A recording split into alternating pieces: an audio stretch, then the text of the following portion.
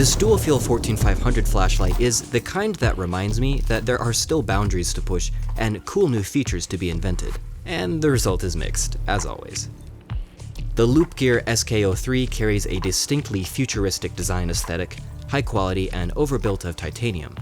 The standout feature on the Pro model is its large machined articulating clip containing magnets and a multi-tool. Ace-beam-esque cutouts on the main body reveal the inner aluminum signal tube, surrounded by pairs of tiny COB LEDs that are the most compelling feature here. These have been labeled E-Tritium emitters and do resemble tritium vials in their dimmest form. This always-on mode allows the light to be easily located in the dark without being annoyingly bright.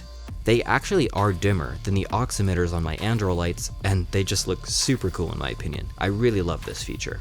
They have further utility with a long press from off turning them into a floodlight, with wide coverage and surprisingly good light quality. These are easily the coolest auxiliaries I have ever seen, and they are highly functional.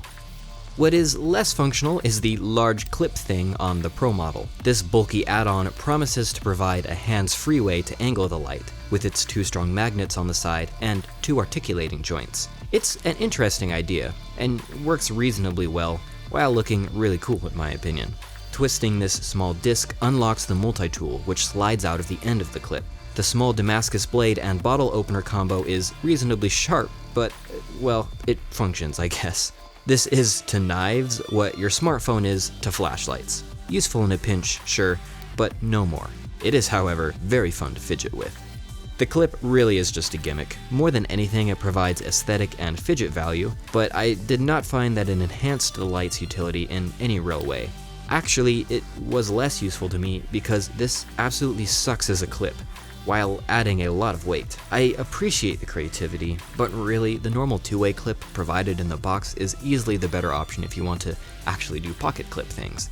There are 2 options for the main LED, a 4000K 519A that produces 1007 lumens on turbo, and a 6500K LumaLEDs emitter that puts out just a bit more, 1091 lumens according to my measurements. I definitely think the 519A is the superior option with its much better coloration. Beam quality is decent, but neither emitter is especially great under this optic, with noticeable tint shift and artifacts in the spill. There's also no lens to protect the optic. Using standard AA batteries results in dramatically reduced outputs, just 183 lumens on turbo with a standard N loop. Looking at the runtime graphs, turbo is sustained pretty well for about 30 seconds before it steps down to 220 lumens for the 14500 and 100 for the N loop. Regulation is poor for both, but runtimes and overall sustained output is still decent, and dual fuel is a big selling point in this size class. At least for me, I think it's a really great feature. The UI is fine, totally standard and what you would expect, but there is no moonlight from off. The button is the biggest problem here. It's actually amazing, very responsive and easy to use with great action. This is, really, my favorite tail E-switch that I have used, in terms of feel. However, whenever I carried the SK03, it would always accidentally activate in my pocket, literally every time. Whether it was the main emitter or the side lights, they would always be on and the light would be either burning hot or dead every time I actually needed to use it. This is a serious design flaw that prevents me from wanting to use it. Oh, and it was present with either clip attached to the light. That didn't change anything. 8 clicks enters lockout mode, which is a joke. Sure, yeah, there's a momentary medium, great, but who's gonna press 8 times and then wait every time for it to actually lock or unlock every time you want to use or pocket the light? The E-switch necessitates a dual tube design, and a twist of the tail cap will mechanically lock out the light while still providing power to the side emitters. So that's actually quite nice, and that is the best solution here. Nonetheless, this just does not make for a good user experience. Overall, the SK03 is a genuinely unique light with some really compelling features. I think the so-called E-Tritium is awesome, and I would love to see these implemented in more lights on the future. The overall build quality is high, and the design is very aesthetically appealing, though the Pro clip is ultimately a gimmick. Performance is good, and the dual fuel capability is always a big deal for me, while the beam quality is just okay, it's pretty good, and the user interface leaves something to be desired.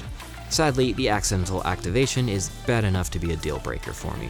Pricing is fine. The standard titanium light comes in at $90, while the Pro version doubles that.